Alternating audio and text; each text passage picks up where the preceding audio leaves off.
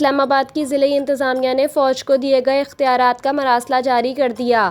اسلام آباد اور راولپنڈی کی انتظامیہ نے شنگھائی تعاون تنظیم کے اجلاس کے دوران نقص امن کے خدشے کے پیش نظر جڑواں شہروں میں دفاع 144 نافذ کرکے فوج سمیت قانون نافذ کرنے والے دیگر اداروں کو تعینات کر رکھا ہے۔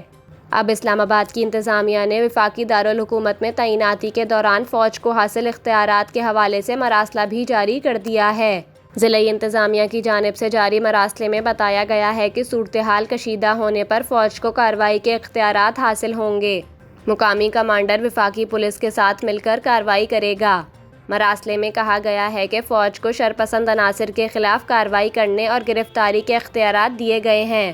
ضلعی انتظامیہ کا کہنا ہے کہ فوج کو مظاہرین کے خلاف لاٹھی چارج، آنسو گیس کی بھی اجازت ہوگی۔ طاقت کا کم سے کم استعمال کیا جائے گا۔ شرپسندوں کی موجودگی یا خطرات کی اطلاع پر فوج کارروائی کرے گی۔